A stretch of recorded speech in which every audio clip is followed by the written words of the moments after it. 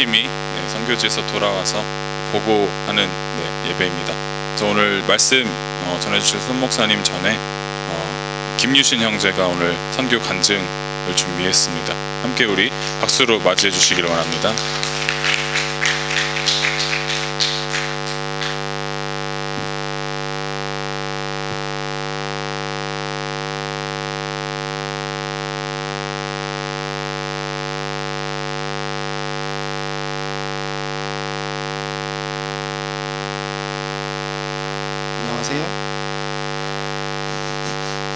안녕하세요. 캔버라 우리 교회 성도 여러분, 저희 선교팀이 12박 13일 일정을 무사히 마무리하고 캔버라에 다시 돌아왔습니다.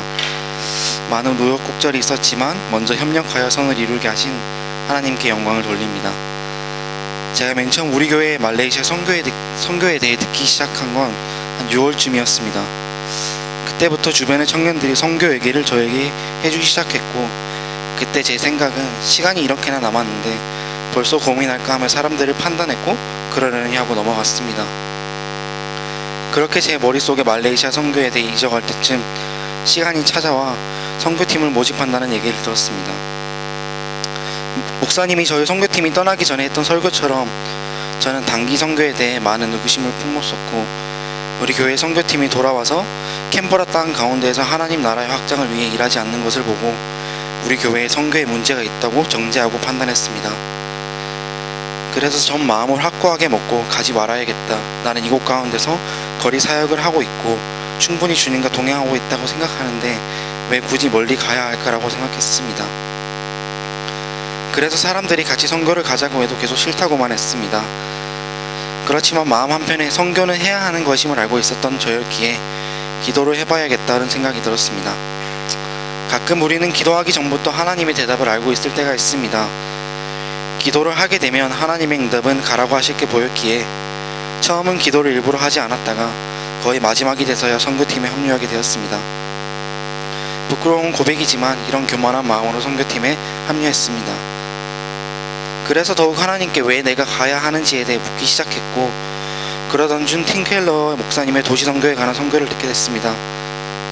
사람을 키우자와 밖으로 나가자라는 선택 중 항상 저는 밖으로 나가자라는 선택을 해왔기에 팀 켈러 목사님의 복음과 인재 양육에는 큰 밀접함이 있다는 설교를 듣고 내가 이번에 가야 하는 이유를 거기 있는 크리스천들에게 복음을 다시 전해서 우리는 1년에 한 번 와서 전하지만 그들이 하나님 나라의 확장을 위해 살아갈 수 있게 만들어줘야겠다라는 마음을 주님께서 주셨습니다. 그래서 선교지에 가서도 그곳 대학교의 크리스천 동아리인 CF 애들에게 복음을 전했고, 복음을 이 사역은 너희가 이 땅을 위해 해야 할 사역이라고 격려와 비전을 계속 제시하려 했습니다. 그러던 중 저희는 CF에 큰 변화가 있으려면 리더들과 얘기를 해야겠다고 느껴 리더들과 모임을 잡았고, 약속 장소에 나가 기다리고 있었는데 저희가 부르지도 않았던 CF의 다이렉터 분께서 오셔서 더 깊은 얘기를 나눌 수 있었습니다.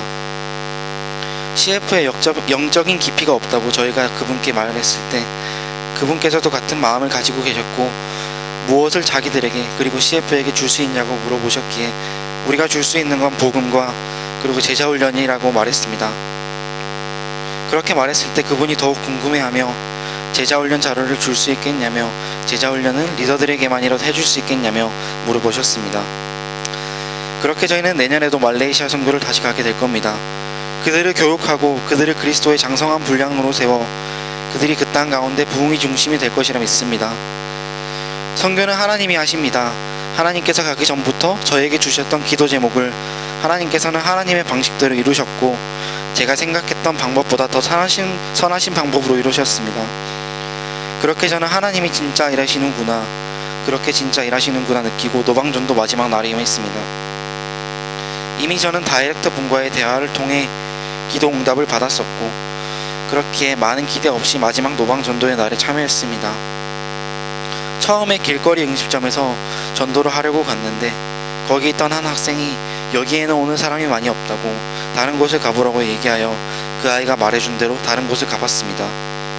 그곳에도 사람이 많이 없었기에 거기에도 한 학생이 있어 그 아이에게 복음을 제시했지만 그 아이가 그냥 다른 곳으로 가라고, 다른 쪽에는 사람이 더 많을 거라고 다른 장소를 가르쳐 주었기에 그곳으로 우리가 갔습니다. 그렇게 가는 길에 오늘은 왜 이렇게 쳇바퀴 도냐며 생각하고 있을 때쯤 그 아이가 말한 곳으로 도착했습니다. 그곳에도 한 학생만 거기서 앉아 있었습니다. 학생이 한 명뿐이니 저 학생에게 복음을 전하여야겠다고 그렇게 생각하고 복음을 전했습니다. 그렇게 복음을 전하였더니 전하자마자 영접을 하겠다고 그 학생이 그랬습니다. 그래서 너무 그냥 얼떨결에 너무 신기한 나머지 진짜 믿고 있는 건지 다시 확인을 했더니 진짜로 복음을 제대로 알고 있었습니다. 그렇게 그 아이를 지저스 페스티벌에 초대하고 근처 카페로 갔더니 거기도 다른 아이가 앉아있어 복음을 전했더니 바로 영접했습니다. 그렇게 연속적으로 3명의 학생이 복음을 제시받고 영접을 하게 되는 경험을 했습니다. 그들을 만나게 하신 분도 내가 갈 길을 알려주신 분도 하나님이었습니다. 내가 한 건 그저 전한 것뿐이었습니다. 영접한 학생들이 지저스 페스티벌에 초대되어 같이 하나님을 예배하고 다시 하나님을 영접하겠다고 손을 들었을 때 처음 제가 선교를 가지 않겠다고 말했던 순간들이 생각났습니다. 하나님은 하나님을 위해 살려고 하는 사람들에게 하나님이 일하심을 보여주십니다. 하나님께 우리는 너무나도 부족한 사람들입니다. 준비가 되면 일해야지 라고 한다면 우린 절대 일할 수 없을 것입니다. 우린 주님 앞에서는 항상 부족할 것이기 때문입니다. 이제 저는 처음 제가 내린 잣대에 올라와 있습니다. 선교 후에 하나님 나라의 확장을 위한 삶 말입니다. 정말 그렇게 살고 싶습니다. 그리고 여러분 또한 같이 동역했으면 좋겠습니다. 하나님이 사랑하시는 한 사람 한 사람이 하나님 나라를 위해 같이 동역하며 힘쓸 때 캔버라 땅이 변화될 거라 믿습니다. 그리고 저희를 위해 기도해 주셨기에 이렇게 열매를 맺었다고 저희 모두는 믿습니다. 중보해 주신 모든 성도분들께 모두 감사하며 이 모든 영광 하나님께 올립니다. 감사합니다.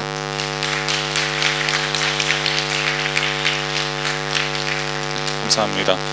네, 그러면 우리 시드니에서 원기로 와주신 손 목사님 모실 텐데요. 함께 감사의 박수로 모시겠습니다.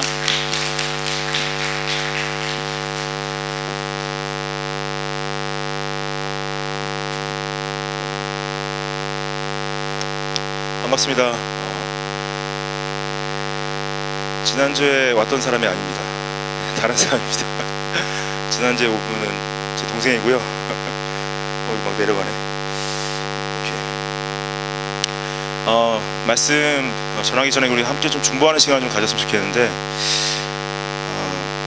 한 4가지 정도 놓고 좀 같이 먼저 기도하는 시간 좀 가졌으면 좋겠습니다. 첫 번째로 우리가 바닥고 살고 있는 이 호주 땅 위해서 같이 먼저 좀 기도했으면 좋겠는데, 호주를 위해 기도했으면 좋겠는데, 캔버라 오니까 호주를 위한 기도가 자연스럽게도 나오는 것 같아요. 동성의 결혼이 합법화되면서 그걸 바라보면서 영적인 판도가 좀 바뀌었다고 생각이 들었습니다. 호주에 별거 아닌 것 같이 보일 수 있지만요, 그걸로 인해서 파생되는 여러 가지 영적인 일들이 이제 생겨날 거예요. 근데 하나님의 손이 호주 땅을 붙잡아 주시고 이 호주의 영혼들을 불쌍히 여겨주시고, 여기 있는 하나님의 사람들이 영적인 판도를 거슬러서 하나님 뜻을 선포하고 이 땅에서 하나님 사람으로서 잘 살아갈 수 있도록 도와주십시오. 그리고 또 한국 땅을 위해서 좀 같이 기도했으면 좋겠어요. 한국 땅, 특별히 북한에 있는 하나님의 사람들, 잃어버린 영혼들, 아직도 살기 위해서 목숨 걸고 탈출해야 되는 사람들이 있습니다.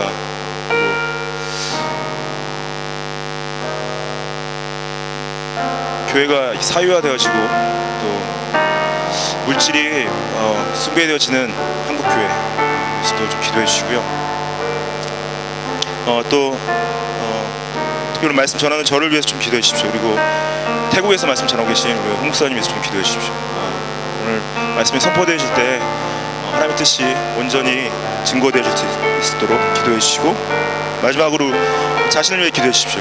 자신 마음 하나님 앞에서 말씀 앞에 마음을 온전히 열고 성령을 통해 변화받을 수 있도록 같이 호주 땅과 한국 땅과 또 말씀을 증거하는 목회자들과 자신을 위해서 함께 중보하는 시간 좀 갖겠습니다. 같이 기도하겠습니다.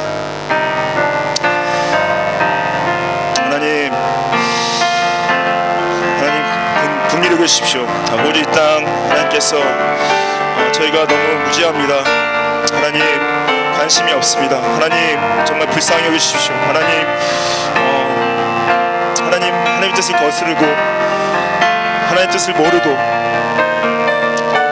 자신들의 욕망과 자신의 욕정을 쫓아 사는 영적인 판도가 생겼습니다. 사랑의 주님, 주께서 정말 하나님의 백성들 일어나서 기도하는 때가 되게 해주십시오. 하나님의 백성들 일어나서 하나님 뜻을 선포하는 때가 되게 해주십시오. 하나님, 주께서 한국 땅을 긍휼히 여기시고 하나님 아직도 하나님 목숨 걸고 북한을 탈출하는 사람들이 있습니다. 정말 어둠 가운데 붙잡혀서 하나님 자유가 없이 하나님 복음을 모른 채 죽어가는 수많은 영혼들이 있습니다.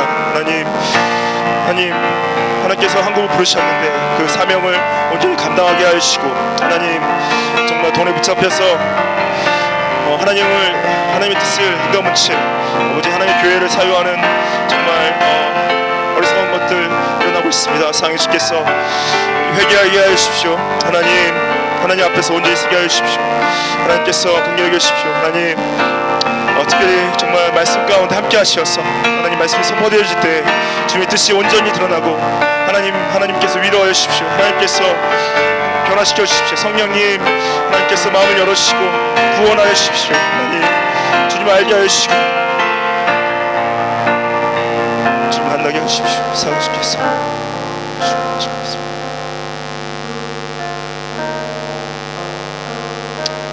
하나님 찬양 받아주십시오. 하나님 이 자리에 주인 되어주시고 이 자리에 중심이 되어주시고 이 자리에 인자하여 주십시오.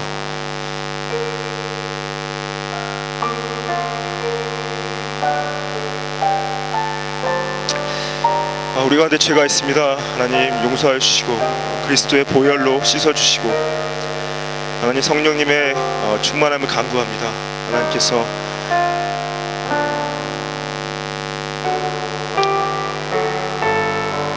우리의 마음을 열어주시고 말씀하여 주십시오. 감사합니다. 예수님의 이름으로 기도드렸습니다. 네.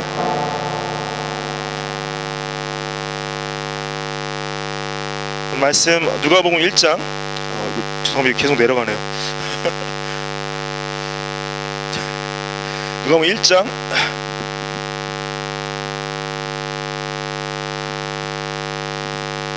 67절부터 우리 80절까지 보겠습니다.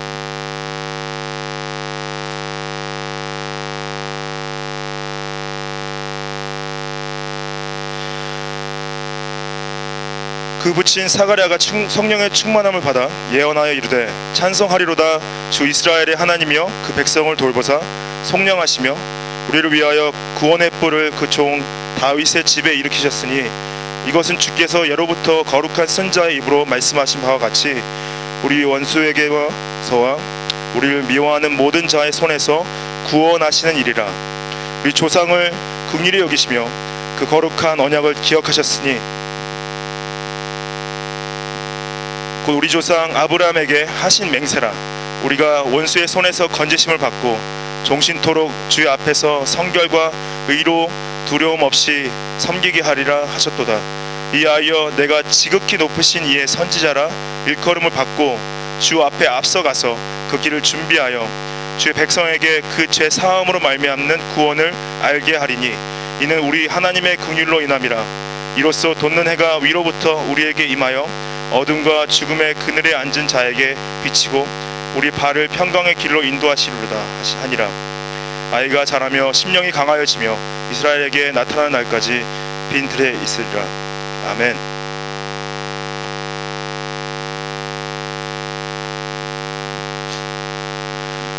크리스마스가 2주 앞으로 다가왔습니다.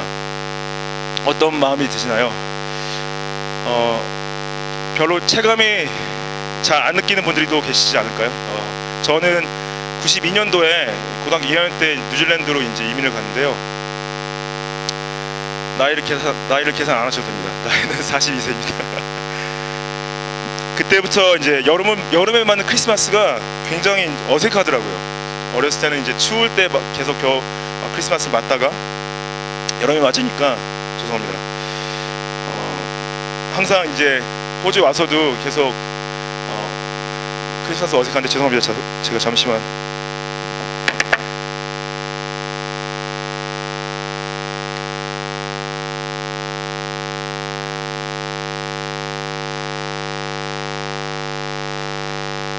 말씀 전하기 전부터 저 혼자 은혜 받아가지고 눈물이 이렇게 나는지.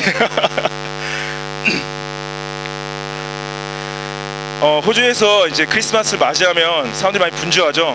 이렇게 여행 준비도 하고 선물도 이제 쇼핑하러 다니고 이제 파티도 준비하고 그리고 한 해를 이제 잘 마감하고 내년을 준비하는 이제 기간이 아닌가 생각이 듭니다. 그러면서 저희가 크리스찬들로서 하나님을 믿는 백성들로서 우리는 어떻게 하면 크리스마스를 잘 맞이할 수 있을까, 이제 어떠한 마음을 가지고 크리스마스를 맞이할까, 이제 그거를 오늘 좀 나누고 싶은데요. 누가복음 1장의 말씀은 예수님이 이제 잉태하는 과정에 있어서 1년에 이제 사건들이 나오는데 다른 복음서와 다르게 특별하게 사가랴 제사장과 엘리사벳의 이야기가 나옵니다. 사가랴 제사장과 엘리사벳은 세례 요한의 이제 어머니 아버지인데요. 1장의 6절에 그 사가랴 제사장과 엘리사벳이 하나님 앞에 의인이고 주의 모든 계명과 규례대로 흠이 없이 행했다고 이제 말하고 있어요. 굉장히 하나님 앞에서 보시기에 선하고 아주 믿음을 잘 지키고 가는 사람들이었죠. 그 사람들이 이제 아브라함과 사라가 가지고 있던 문제같이 똑같은 문제가 있었어요. 나이가 되게 많이 들도록 나이가 이제 많도록 자식이 없었어요. 근데 그 이스라엘 당시 문화 상황 가운데 자식이 없는 거는 굉장히 큰 수치였습니다. 저희가 가지고 있는 지금 이 상황과 확실히 다르게 이제 그때 자식이 없다 그러면 이제 여자로서 굉장히 수치스러운 일이었고, 이제 그게 이제 1장 26절에 나오는데 1장 13절에 보면은 천사 가브리엘이 사가랴 앞에 나타납니다. 이 천사는 마리아 앞에 나타났던 천사와 같은 천사예요. 이 가브리엘 천사가 마리아에게 나타나기 전에 사가랴에게 먼저 나타나요. 사가랴에게 나타나서 하나님께서 너의 기도를 응답하셨다 말합니다. 그리고 엘리사벳이 아들을 낳을 텐데 그 아이의 이름을 요한이라 지으라고 말을 해요. 그리고 그 요한이 선지자 엘리야처럼 하나님 앞에 불순종한 사람들을 하나님께로 돌아오게 하는데 쓰임 받을 것이다. 근데 사가랴가 이제 처음에 표현되어지기를 굉장히 믿음이 좋고 하나님 보시기에 잘 서가는 사람이었는데 이때 이 천사를 만나고 나서 되게 당황을 했나 봐요. 천사의 말을 믿지 못했어요. 그래서 어떤 일이 벌어집니까? 사가랴한테? 사가랴가 벙어리가 돼요. 말을 못하게 됩니다. 그 제사장으로서 말을 못한다는 거는 목사가 이제 말 못하게 되는 거랑 똑같거든요. 아무튼 믿음이 약해져서 그 말을 믿지 못해서 벙어리가 돼요.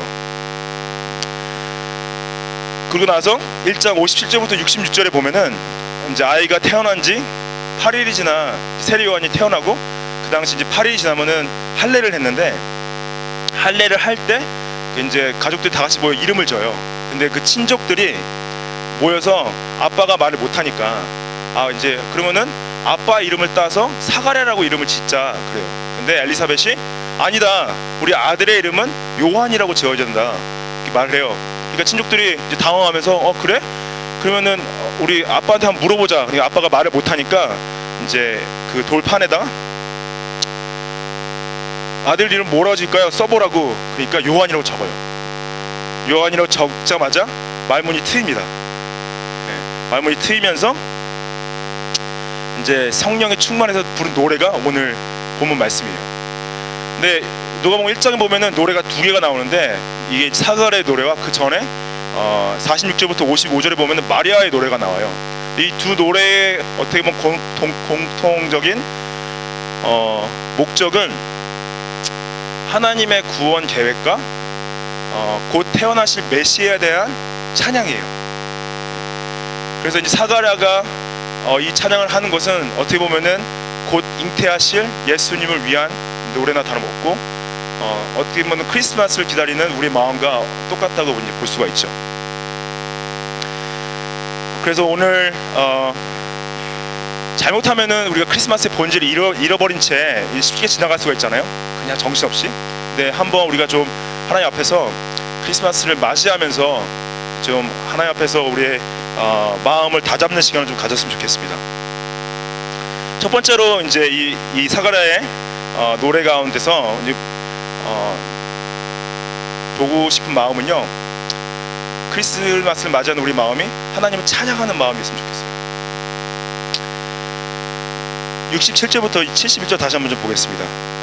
그 부친 사가랴가 성령의 충만함을 입어 예언하여 가로되 찬송하리로다 주 이스라엘의 하나님이여 그 백성을 돌아보사 속량하시며 우리를 위하여 구원의 뿔을 그 종 다윗의 집에 일으키셨으니 이것은 주께서 예로부터 거룩한 선지자의 입으로 말씀하신 바와 같이 우리 원수에게서와 우리를 미워하는 모든 자의 손에서 구원하시는 구원이라. 67절에 이 성령의 충만해서 예언했다는 것은요, 구약에서는 성령이 충만한 사람들의 성령이 충만해질 때 가장 큰 목적은 하나님의 말씀을 대언하는 거였어요. 근데 사가랴가 여기서 68절에 보면은 이 대언을 하나님 찬양함으로 시작합니다. 근데 잘 생각해 보면은 여러분들 이제 뭐 여기서 한 분도 그런 분들이 안 계시겠지만은 말을 못 하다가 이제 그런 분이 계실 수 있겠네요. 이렇게 목감기를 심하게 걸려서 말 못 해보신 적 있으시죠? 말을 하는데 이제 말을 못 하게 됐다가 말을 하게 되면은 말문이 튀우면은 자연스럽게 찬양이 나오지 않을까 생각이 들었어요. 사가랴가 이제 한참 동안 말을 못 했거든요.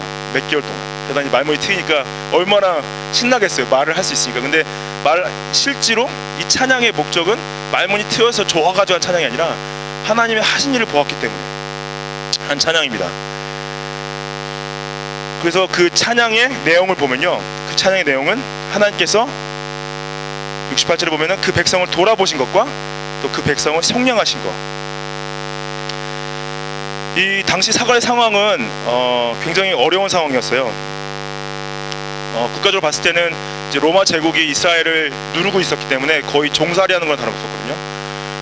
그리고 경제적으로도 힘든 상황이었고, 또 나이가 많이 들도록 자식이 없었기 때문에 그거 어떻게 보면은 가문의 수치로서 굉장히 믿음이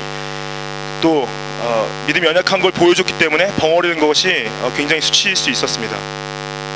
이 어려운 상황 가운데서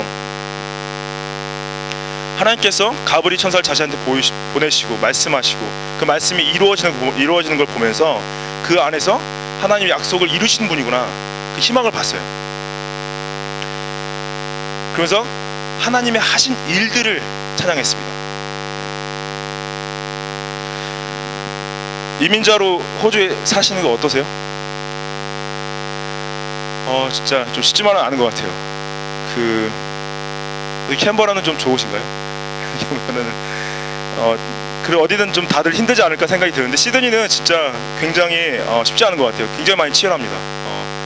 물가도 굉장히 많이 상승하고 집값도 굉장히 많이 오르고. 오늘 이제 한 해를 저희가 돌아보잖아요. 돌아봤을 때 좋은 일들이 많이 계신 분도 있겠지만 힘든 일도 많이 있던 분이 계시지 않을까 생각이 들어요. 그리고 이제 자연스럽게 저희가 좋은 일이 많이 있으면 하나님께 찬양의 잔혹이 나오잖아요. 힘든 일이 있으면 좀 쉽게 하나님 원망할 수 있고 불평할 수 있는데, 올해 이제 시드니에서 가깝게 지내는 한 형님 한 분이 어머님이 물론 암투병으로 굉장히 오랫동안 고생하셨지만은 이제 생각지도 못해 갑자기 이제 돌아가셨어요. 컨디션이 갑자기 안 좋으셔서. 이제 어머니는 한국에 사셨고 형님이 이제 시드니에 사시는 분인데 갑자기 이제 한국에 들어가셔서 장례 절차를 다 치르시고 이제 돌아오셔서 여기서도 모여서 같이 이제 추모 및 위로 예배를 이제 제가 같이 인도해 드렸는데, 보면서 이제 제가 그 형님의 상황을 봤을 때 하나님의 어머님의 임종을 갑작스럽게 치르면서 분명히 제 생각에는 너무 하나님 원망할 수 있고 하나님 앞에 불평할 수 있었다고 생각이 좀 들어요. 근데 그렇지 않아요? 왜 하나님께서 갑작스럽게 그래도 이제 좀 더 사실 것 같았는데 갑자기 데려가시고, 또 그것도 못지않아서 그 오랜 기간 동안 아무런지 투명하게 하셨는데, 그 가운데서 그 형님의 고백이 참 도전이 많이 됐습니다. 계속 감사하는 거예요. 하나님께서 우리 어머니를 구원하셨구나. 또 그 장례를 치르면서 어머님이 전도하신 분들이 오셔가지고 또 위로해 주시고, 또 가족들과 관계도 좀 애매했는데 좀 멀리한 부분이 있었는데 그 장례를 같이 치르면서 또 많이 회복되어지고, 그 감사가 제목들이 계속 넘치는 거예요. 제가 멈춰야 될 정도로. 그래서 정말 많이 도전이 됐어요. 이 주님을 따르는 사람들은 어려운 상황을 보는 게 아니라 어려운 상황 위에 계신 하나님을 보는 것 같아요. 그래서 제가 이제 오늘 아침에 저희 아내한테 올 한 해가 어땠냐고 물어봤어요. 그러니까 저희 아내가 여러 가지를 말을 하는데 나쁜 일들은 전혀 얘기를 안 하고 좋은 일들만 여러 가지 얘기를 하더라고요. 참 그래서 다행이다 좀 생각이 들었는데, 다가오는 이제 크리스마스 이제 한 해를 돌아보실 텐데,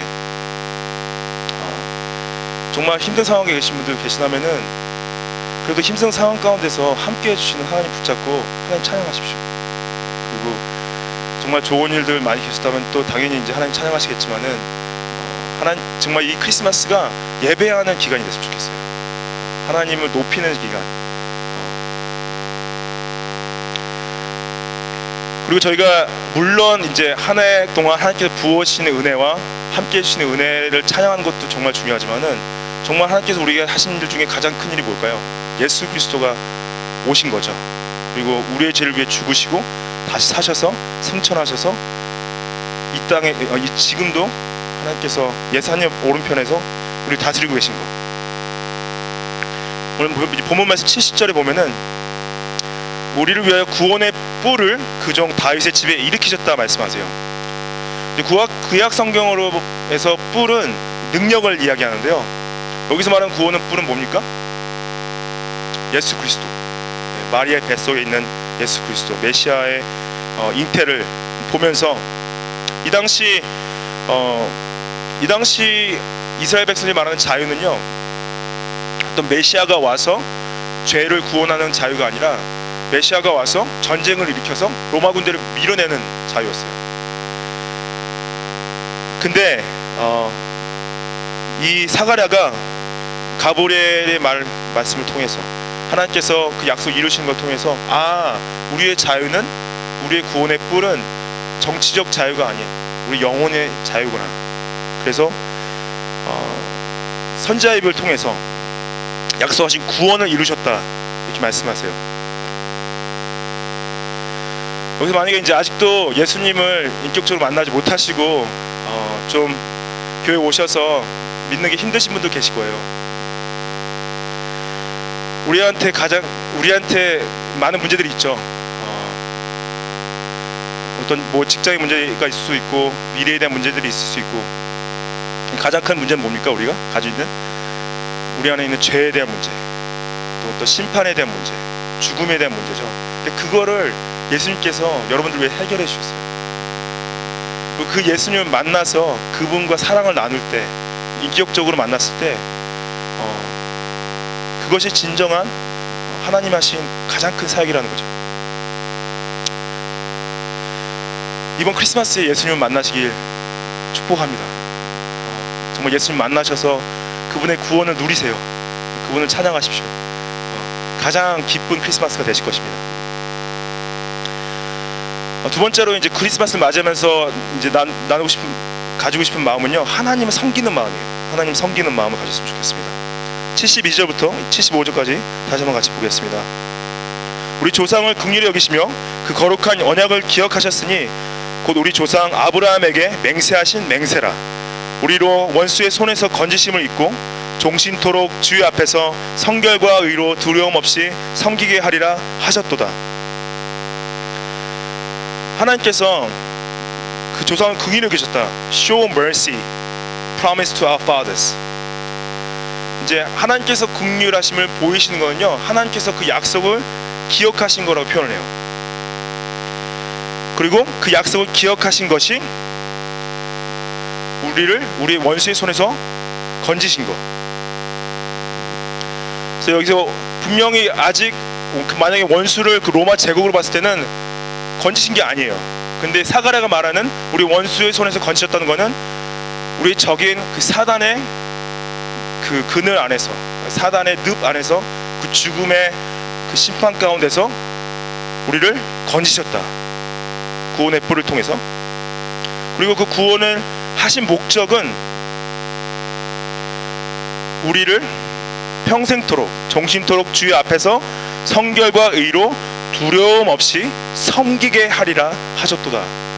하나님께서 저와 여러분들을 구원하신 구원의 목적은, 원수로부터 우리를 끌어내신 목적은 하나님을 거룩함과 의로 두려움 없이 섬기게 하시기 위해서다. 섬긴다 할 때 두려움 없이 섬긴다는 건 무엇을 의미할까요? 우리 마음 가운데 하나님의 나라를 섬기면서 섬기는 걸 방해하는 두려움의 요소들이 있을 수 있어요. 없는 것 때문에 두려울 수 있습니다. 너무 가진 것이 없어요. 저는 가진 것이 없기 때문에, 가진 돈이 없기 때문에 섬길 수가 없습니다. 아니, 저는 너무 바빠서 시간이 없어서 하나님 섬길 수가 없어요. 아니, 저는 너무 많은 게 없어서 섬길 수가 없어요. 아니면 저는 영어를 잘 못해서 하나님을 섬길 수가 없어요. 이러한 두려움들이 좀 있죠. 아니면은 미래에 대한 두려움이 있을 수 있어요. 미래에 대한 두려움은 잘못되면 어떡하지? 실패하면 어떡하지? 다치면 어떡하지? 핍박당하면 어떡하지? 그렇게 하다가 일에서 잘리면 어떡하지? 그러다 죽으면 어떡하지? 그 두려움이 있죠. 이번 아마 이제 선교 다니시는 분들은 아마 선교 가시기 전에 그런 두려움이 있지 않을까 생각이 들었었는데, 어떻게 하면 이런 두려움들을 하나님께서 말씀하신 건 내가 너를 구원했어. 근데 너를 구원한 목적은 두려움 없이 섬기게 하기 위해서야. 어떻게 하면 두려움 없이 하나님 섬길 수 있을까요? 히브리서 13장 6절 한번 좀 같이 봤으면 좋겠습니다. 히브리서 13장 6절. 그러므로 우리가 담대히 말하되 주는 나를 돕는 이시니 내가 무서워하지 아니하겠노라. 사람이 내게 어찌하리요 하노라. 주는 나를 돕는 이시니 내가 무서워하지 않겠다. The Lord is my helper. I will not fear. What can man do to me?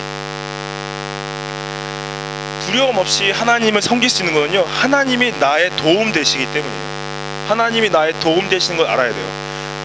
왜냐면 저희가요, 너무나 쉽게 내 의지로, 내 힘으로 모든 것들을 해결해 나가기 원해요. 특히 남자분들 그렇죠? 여자분들도 그럴 수 있지만은 저희가 교회 일도 그럴 수 있어요. 교회 일도 내 의지로, 내 힘으로 어떻게든 교회에 당한 문제들을 해결하려는 그게 죄성에서 솔직히 나오는 거거든요. 내 힘으로, 내 의지로 하려는 것들. 근데 그게 어떻게 보면 두려움 때문에 더 그럴 수 있어요. 내가 실패에 대한 두려움 때문에 하나님을 의지하기보다는 내 힘으로 더 하기 원하는 부분들. 근데 하나님께서는 하나님을 도움으로 생각하면서 하나님을 섬기기 원하시는 거예요. 하나님을 도움으로 생각하지 않고 하는 섬김은 나의 의요, 나의 의지. 하나님을 도움으로 생각하는 것은 하나님이 나의 의시요, 하나님이 나의 힘 되시는 것. 그리고 또 두려움 없이 섬길 수 있는 또 하나는요, 요한일서 4장 18절 19절. 요한일서 4장 18절 19절 보면은 사랑 안에 두려움이 없고 온전한 사랑이 두려움을 내쫓으나니 두려움에는 형벌이 있음이라. 두려워하는 자는 사랑 안에서 온전히 이루지 못하였느니라. 우리가 사랑함은 그가 먼저 우리를 사랑하셨습니다. There is no fear in love. 세상에 저희 아내가 가장 용감할 때는 저희 애들이 위험에 처했을 때인 것 같아요. 진짜 뛰어들어요. 그게 진짜 사랑하니까 두려움이 그냥 그 순간에 사라지는 거죠. 하나님을 사랑할 때, 그리고 또 하나님께서 나를 먼저 사랑하신 걸 아실 때 두려움 없이 하나님을 섬길 수 있다는 거죠. 그리고 정말 사랑하면서 섬기면요, 진정 마음 깊숙한 곳으로부터 변화가 생겨요. 사람들 다 알죠. 저희가 그냥 마음 없이 섬기는 거랑 영혼 없이 섬기는 거랑 정말 마음을 다해서 사랑으로 섬기는 거랑 그 차이를 알아요. 정말 교회가 사랑으로 섬길 때, 왜냐하면 우리가 사랑으로 섬길 수밖에 없는 것은 예수님께서 우리를 먼저 사랑하셨기 때문에 사랑으로 섬길 때 두려움 없는 교회가 될 수밖에 없어요. 하나님 섬긴 것이. 이제 올 겨울에 저희 교회에서 이제 시드니 시내로 홈리스 이제 미니스트리를 나간 적이 있었어요. 근데 거기서 저희가 돌아가면서 팀들이 나가서 이제 그때 그 따뜻한 숲 끓여가지고 스프랑 이제 빵이랑 또 이제 뭐 그 물품들, 담요라든지 양말이라든지 뭐 여러 가지 물품들 준비해서 나가서 그 길거리에서 주무시는 분들한테 이제 스프 마시겠냐 물어보고 이제 그런 물품들 나눠주는 사역을 좀 하고 하면서 같이 기도해주는, 이제 기도해주고 복음을 전하는 사역을 좀 했었는데, 이제 제가 좀 고민을 했어요. 저희 아이들을 같이 데리고 나갈까 말까. 왜냐면 어떤 두려움이 생기냐면, 저희 아이들한테 그렇게 하다가 그 사람들이 저희 아이들한테 어떤 일을 하면 어떡하지? 그런 두려움이 좀 생기더라고요. 좀 아이들이 좀 어리니까. 저희 아이들이 11살, 9살, 6살이거든요. 그래서 저희 아내한테도 어떻게 하면 어떡하지? 그런 생각이 좀 들더라고요. 물론 이제 교회 청년들이 같이 나가니까 좀 안전한 부분도 있었고 그랬는데, 그런 걱정을 하고 두려움이 생기니까 못 나가겠더라고요. 네. 아무튼 그래도 이제 같이 나가서 했는데, 대부분 홈리스 사람들이 굉장히 착해요.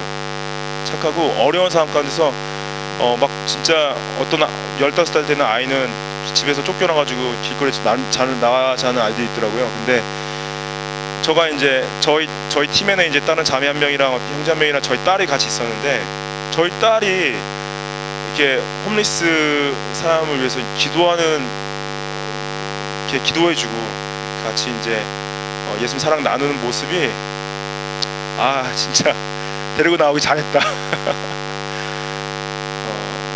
그런 생각이 들었어요. 근데 그게 많은 교회에서 할 수 있는 것들이 그런 것 같아요.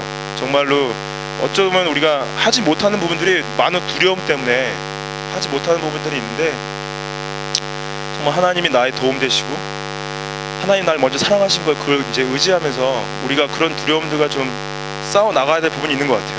그리고 정말 다가오는 크리스마스에는 우리 사랑이 필요한 사람들한테 두려움 없이 나갔으면 좋겠습니다. 왜냐하면 우리가 쉽게 나가지 못한 이유 중에 하나는 뭐냐면요, 또 우리를 거절할까봐 잘 못 나가요. 아, 날 거절하면 어떡하지? 네, 그런 두려움들을 넘어서서 우리가 먼저 다가가서 도움을 주고 복음을 전하고 그런 크리스마스가 됐으면 좋겠습니다.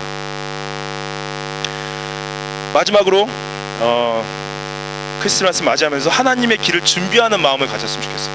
하나님의 길을 준비하는 마음. 76절부터 80절을 같이 보겠습니다. 76절, 이 아이여, 이제 사가랴가 자기 아들 세례 요한한테 말하는 거죠. 이 아이여, 내가 지극히 높으신 이의 선지자라 일컬음을 받고 주 앞서가서 그 길을 예비하여 주의 백성에게 그 죄 사함으로 말미암는 구원을 알게 하리니, 이는 우리 하나님의 긍휼을 인함이라. 이로써 돋는 해가 위로부터 우리에게 임하여 어두움과 죽음의 그늘에 앉은 자에게 비치고 우리 발을 평강한 길로 인도하시리로다 하니라. 아이가 자라며 심령이 강하여지며 이스라엘에게 나타나는 날까지 빈들에 있느니라. 아멘. 76절부터 이제 79절 말씀은요, 여기가 실제로 예언 파트예요. 예언 파트는 뭐냐면은 사가랴가 자신 아들에 대한 예언인데, 예언하기보다는 벌써 이미 이게 가브리엘이 한 말을 그냥 그대로 전해주는 거예요. 네, 그러면 선포하는 건데, 사가랴가 가브리엘한테 말 들었듯이 자기 아들이 가장 높은 분의 선지자라 일컬음 받을 것이고 그 주 앞에 가서 그 길을 예비할 것이다 이제 말하는 건데요. 그 길을 예배한다는 건 무엇을 의미할까요? 말씀을 보면 이제 나오는데 그 길을 예배한다는 건 뭐냐면은 주의 백성에게 17절 그 죄 사함으로 말미암는 구원을 알게 하는 거. 주님의 길을 예배한다는 거, 하나님의 구원의 길을 알게 하는 거. 그러면서 어두움과 죽음의 그늘에 앉아있는 자에게 비친다. 우리 발을 평강의 길로 인도하신다 말을 해요. 이 비친다고 생각했을 때 이 비치는 거는 여러분들 손전등 있잖아요. 손전등 이렇게 어두운 거 비치죠. 그럼 이 빛이 쭉 나가잖아요. 그런 비치는 거랑 비슷해요. 완전히 어두운데 정말 전체가 다 캄캄한데 빛이 비치는 거.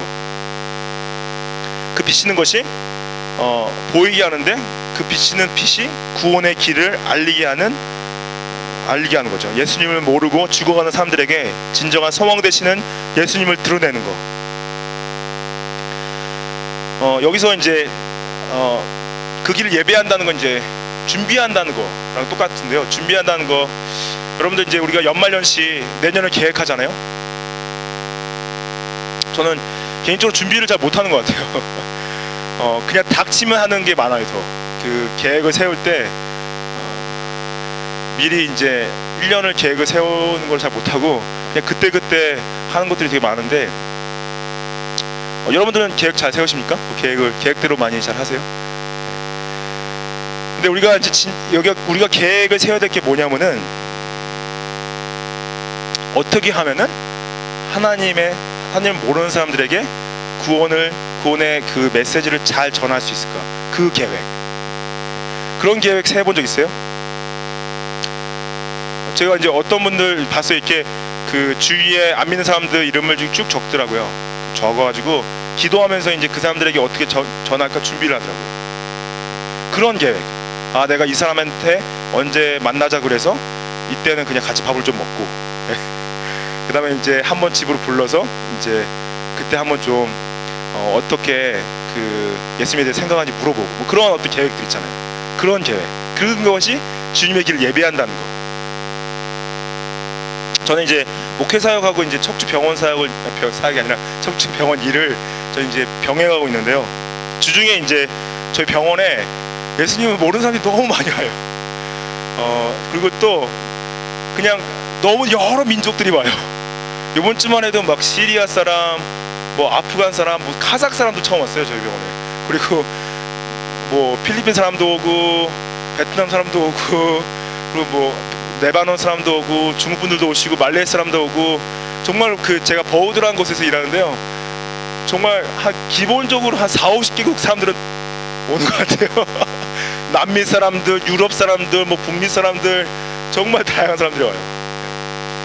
근데 제가 항상 복음을 다 전하지 못해요. 기회가 많이 이제 안 주어진 부분도 있고 이제 기회가 생겼을 때도 제가 기회를 그냥 넘기는 경우도 있고요. 그리고 제가 자책을 많이 하죠. 아, 이때 진짜 기회였는데 그때 좀 예수님의 말씀을 좀 전했어야 되나, 복음을 전했어야 되는데 또 회개하고 또 어쩔 때 정말 기회가 와서 길을 잡고 복음을 전했을 때 물론 이제 그 복음을 안 받아들였다 할지라도 일단은 이제 하나님 그 어떤 죄에 대한 부분과 어떤 그 천국에 대한 어떤 소망과 그런 것들 예수님에 대한 이야기를 했다는 그 자체에 대해서 정말 감사한 마음이 많이 있어요. 그래서 이제 내년에 좀 기도 많이 하고 있습니다. 정말 지금 병원에 오는 분들한테 어떻게 하면 좀 더 복음을 잘 전할 수 있을까 기도하면서 이제 준비하고 있는데요. 한 영혼이라도 더 우리 삶과 우리의 고백을 통해서 예수님을 알게 된다면 그것만큼 큰 축복이 없는 것 같아요. 세례 요한이 예수님이 오실 그 길을 예비했듯이 Prepare the way of the Lord.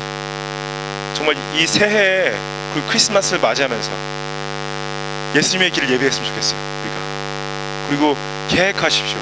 무엇을 계획해요? 물론 이제 우리가 쉽게 나 잘 먹고 잘 사는 거 계획해야 되는데, 좋은 데 가는 거, 좋은 거 먹으러 가는 거 계획해야 되는데, 그거 다 좋아요. 그거 다 좋은데 정말로 예수님을 어떻게 잘 증거할 것인가, 또 하나님의 교회를 어떻게 잘 섬길 것인가, 그런 계획들 계획하시길 축복합니다. 그리고 하실 수 있으면요, 교회가 계획하고 있는 선교여행 같은 거 같이 가는 것도 한번 생각을 해보세요. 그것도 한번 계획을 하시고, 또 교회가 섬기는 선교사님들 계시다면, 아니 주위에 아시는 선교사님들 계시다면은 그분들 중보하시고 후원하시는 그런 계획들 세워보시면 좋겠습니다. 함께 기도하기 원하는데요. 세 가지 마음을 제가 나눴습니다. 크리스마스를 맞는 세 가지 마음. 어떤 일로 많이 분주하세요? 뭐 직장에서 일을 마무리하는 것들, 아니면 여행 가기 전에 여행 준비하는 것들, 아니면 이제 주위 분들에게 선물 준비하는 것들, 아니면 연말에 뭐 파티들, 다 정말 중요해요. 다 중요한데 정말 우리가 어떤 마음을 가지고 크리스마스 이제 맞았으면 좋겠냐면은, 저희가 정말로 하나님을 찬양하는 마음으로, 특별히 하나님이 하신 일들 찬양하는 마음으로 맞았으면 좋겠고, 또 정말로 두려움 없이 하나님 섬기는 마음, 그리고 하나님의 길을 예비하는 마음, 그리스도의 복음을 증거하는 마음, 우리 같이 그 마음들 가지고 한번 우리 같이 기도했으면 좋겠습니다. 같이 기도하겠습니다.